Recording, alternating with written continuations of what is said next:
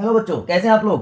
तो बेटा हमारे रिवीजन सीरीज में बायोडाइवर्सिटी और कंजर्वेशन का, जैसा कि मैंने प्रॉमिस किया था आपको, थर्ड पार्ट हमने वन शॉट किया, हमने PYQs किए। अब इस बार मोस्ट एक्सपेक्टेड क्वेश्चंस की बात कर रहे हैं। तो बायोडाइवर्सिटी इसके साथ ही हम कंप्लीट कर लेंगे, ठीक है। तो without any delay let's start. 1 mark question से स्टार्ट करते हैं बच्चों। तो as you can see here, पहला क्वेश्चन आपको दिख रहा होगा, habitat loss and fragmentation. Severe damage cause करते हैं। आपको पता है यहाँ पे पूछा जा रहा है कि कौन से इकोसिस्टम को पर्टिकुलरली।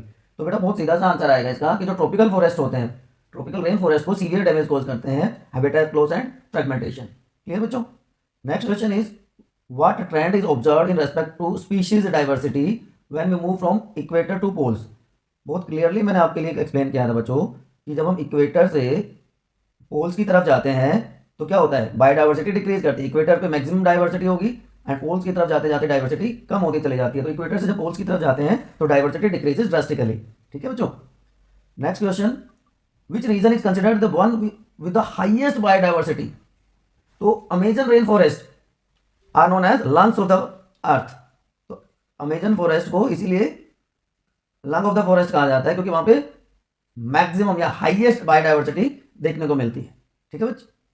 नेक्स्ट क्वेश्चन, इकोलॉजिस्ट ने डिस्कवर किया कि जो जेड वैल्यू है, यस, इसकी रेंज 0.1 से 0.2 होती है, चाहे कोई भी टेक्सोनोमिक ग्रुप हो या रीजन हो। When will be the slope of line steeper in area relationship. एक ही केस था जहां पर ये वैल्यू कितनी हो जाती है, 1.2 से 1.6 तक हो जाती है अगर हम पूरे के पूरे कॉन्टिनेंट को बच्चों एक साथ कंसिडर करते हैं। अगर पूरा कॉन्टिनेंट ले लिया हमने, जैसे ऑस्ट्रेलियन कॉन्टिनेंट ले लिया, कोई भी एक कॉन्टिनेंट अगर हम कंसिडर कर लेते हैं तो उस केस में ये वैल्यू कहां से कहां तक पहुंच जाती है, 1.2 से 1.6 तक पहुंच जाती है। What is cryopreservation, define cryopreservation, बहुत इंपॉर्टेंट है बेटा। -196 डिग्री सेल्सियस में लिक्विड नाइट्रोजन में प्रिजर्व करना किसी मटेरियल को, that is known as cryopreservation. और ये बहुत इंपॉर्टेंट हो गया है आजकल। जो थ्रेटेंड स्पीशीज है, नियर एक्सटिंक्शन स्पीशीज हैं, उनके जो सीड्स हैं या उनके जो पोलन ग्रेन्स हैं उनको स्टोर करने के लिए, जिससे वो वाइबल भी रहते हैं और फर्टाइल भी रहते हैं फॉर लॉन्ग ड्यूरेशन। एनसीईआरटी का एक एग्जांपल है, अभी आगे आप देख रहे होगे, region for genetic variation shown by medicinal plant rauvolfia vomitoria. वहां पे केमिकल मिलता है, एक रेजिन मिलता है उसकी बॉडी में, जिसको क्या कहते हैं, रेस्पेराइन। तो उस रेस्पेराइन केमिकल की वजह से ये जो मेडिसिनल प्लांट है ये बहुत ज्यादा जेनेटिक वेरिएशन शो करता है बच्चों।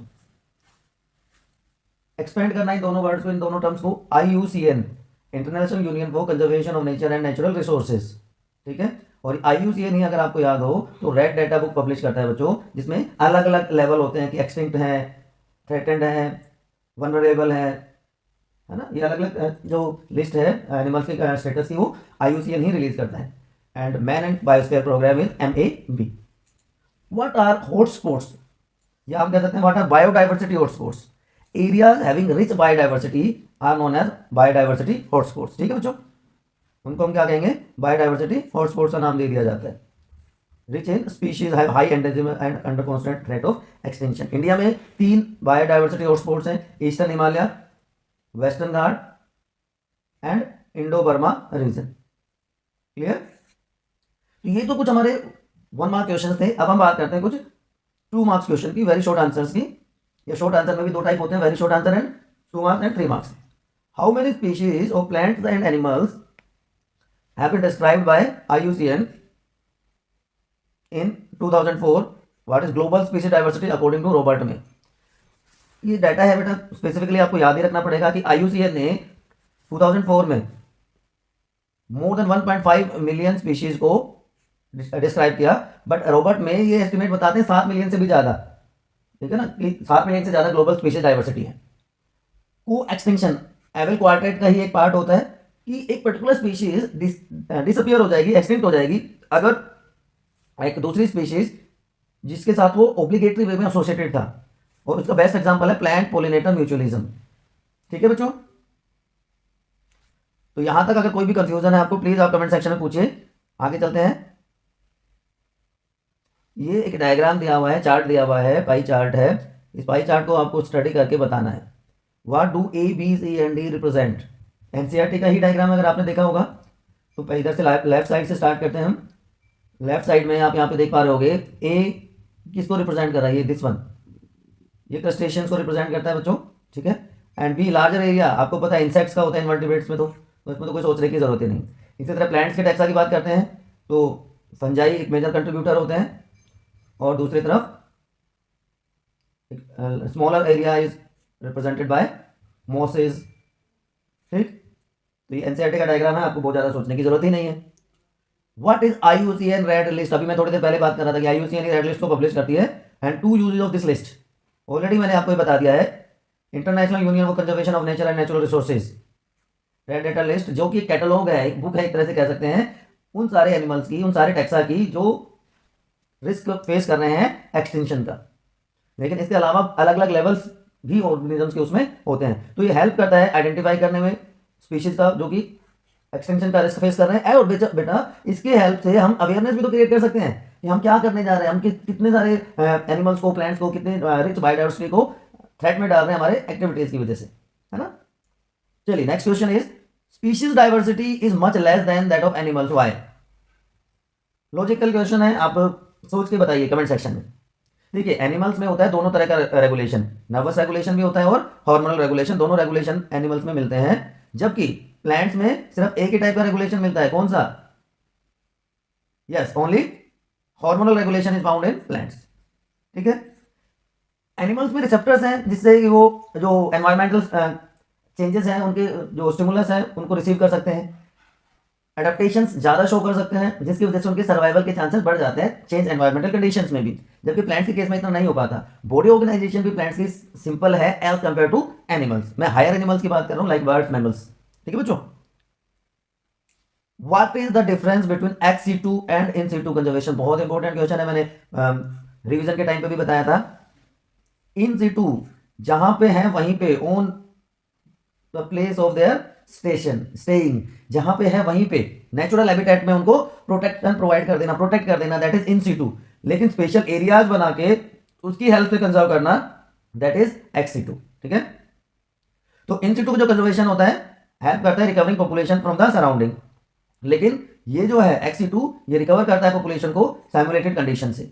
National park, biosphere reserve, sanctuaries इसके एग्जांपल्स हैं। जबकि इसमें botanical garden, gene bank, seed bank, और जो थोड़ी देर पहले हमने डिस्कस किया था क्रायो प्रिजर्वेशन भी इसी में आ जाएगा, ठीक है बच्चों। तो ये बहुत इंपॉर्टेंट है, 2 मार्क क्वेश्चन, आप इनको इग्नोर नहीं कर सकते हैं इसमें।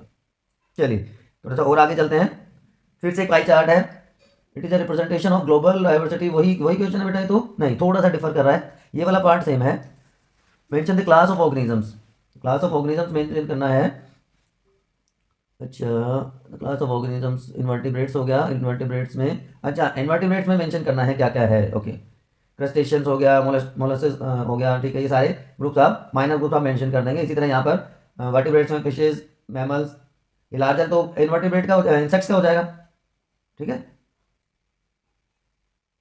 चलिए देखिए, लार्जर एरिया किसका हो गया, मैंने बताया आपको इन्वर्टिब्रेट में, ये तो इंसेक्ट्स का हो गया, इसमें तो कुछ सोचने की जरूरत ही नहीं है ना। और एनिमल्स में लार्जर एरिया किसका होता है, एनिमल्स में लार्जर एरिया किसका होता है, ठीक है। बाकी सारे एम्फीबियन, रेप्टाइल, बर्ड्स, मैमल्स, यहां से आप इसको देख सकते हैं। ये भी इंपॉर्टेंट क्वेश्चन है इस बार। नेक्स्ट क्वेश्चन, आप 3 मार्क्स क्वेश्चन हैं कुछ। Hotspots are region of exceptionally high biodiversity but have become region of accidental habitat loss also.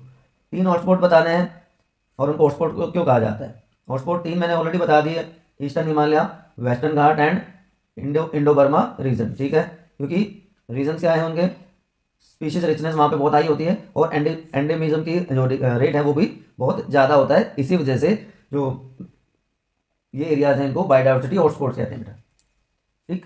चलिए डायग्राम अर्थ का है, हमारी अर्थ का दिया हुआ है, ये यहाँ पे इंक्रीज है तो ये पोल, सॉरी ये इक्वेटर हो गया, और ऊपर की तरफ डिक्रीज हो रहा है तो ये पोल है, ठीक है। इसमें तो अभी तक कोई कंफ्यूजन वाली बात ही नहीं है।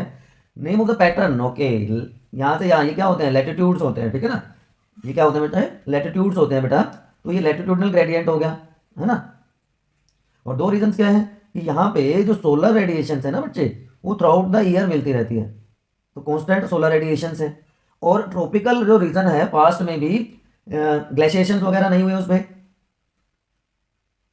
ग्लेशिएशंस नहीं होने की वजह से कॉन्स्टेंट एनवायरमेंटल कंडीशंस रही, और सीजनल वेरिएशंस कम है तो प्रेडिक्टेबल है, ठीक है ना। तो सोलर एनर्जी कॉन्स्टेंट है तो प्रोडक्टिविटी हाई है, ग्लेशिएशंस नहीं हुआ तो एनवायरमेंटल कंडीशन स्टेबल है, और सीजनल वेरिएशन कम है तो जो सीजन है वो प्रेडिक्टेबल है। इसकी वजह से वहाँ पर जो है लैटिट्यूडनल ग्रेडियंट इफेक्टिव होते हैं और जो रिच बायोडाइवर्सिटी मिलती है एज कम्पेयर टू पोल्स।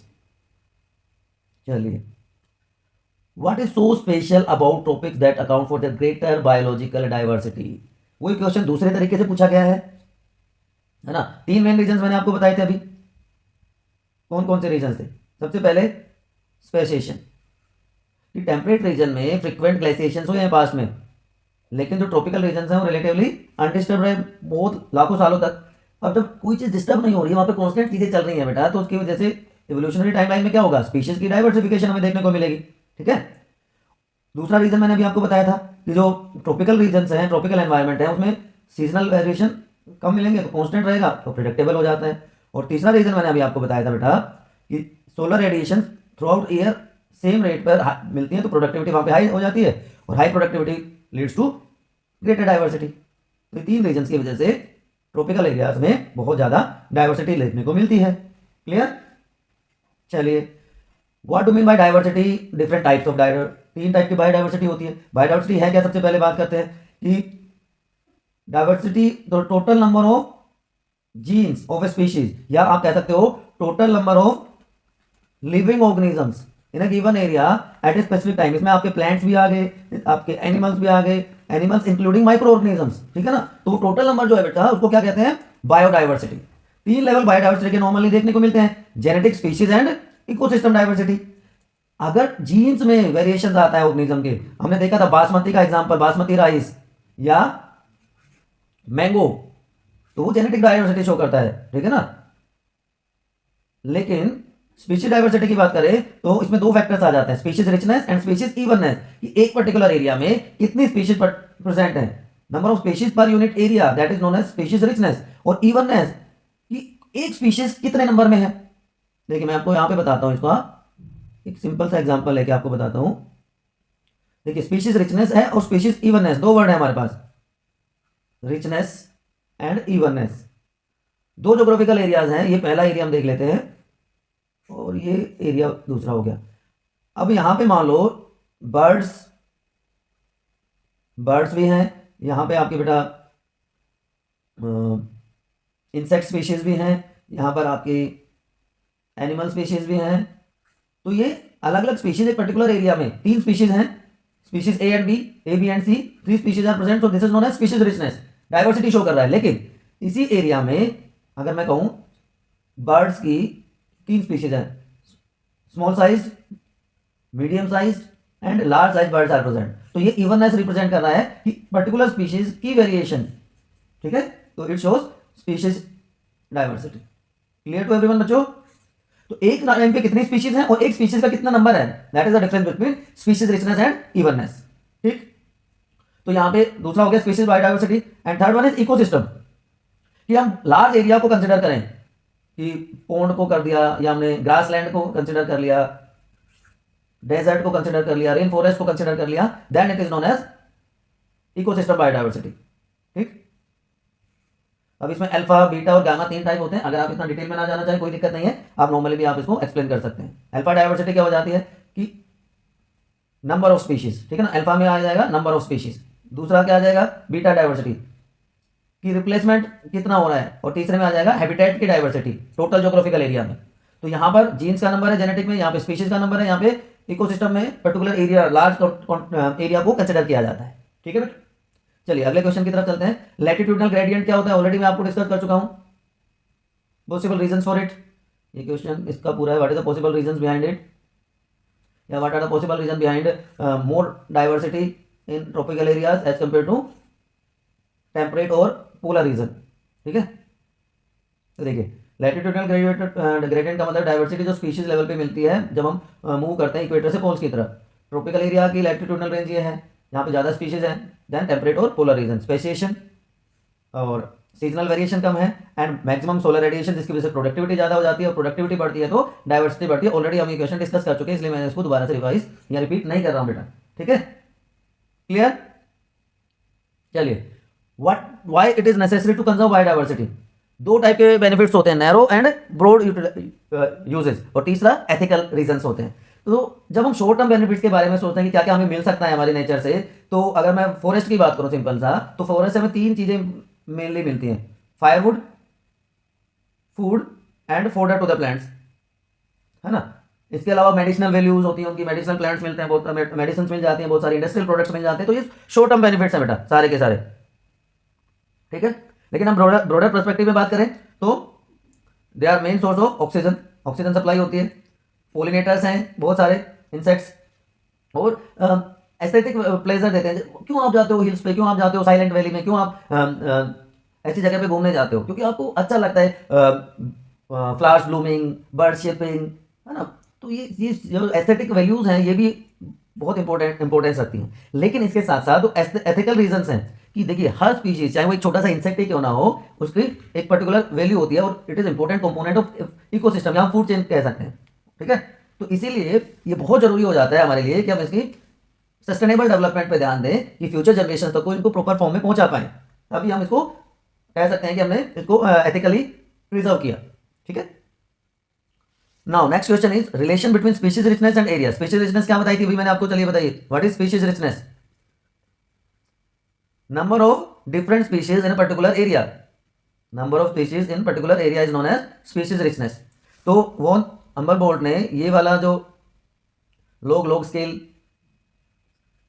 ये वाले जो स्टडीज की थी कि in particular area number of species increases with area but up to a limit, उसके बाद वो सैचुरेटेड हो जाता है। और लॉग स्केल पे उन्होंने इसको रिप्रेजेंट किया, लीनियर इक्वेशन दिखाई ये वाली, log s is equal to log c plus Z log a।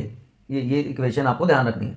जो वैल्यू है स्लोप की वो आइडेंटिकल होती है, चाहे कोई भी टेक्सोनॉमिक ग्रुप या रीजन हो, है ना। और ये वैल्यू नॉर्मली कितनी होती है, 0.2 से 0.4। अगर लार्ज कॉन्टिनेंट लेते हैं तो ये वैल्यू 1.2 से 1.6 तक पहुंच जाती है, ठीक है बेटा, याद रहेगा आपको। Different approaches to conserve biodiversity.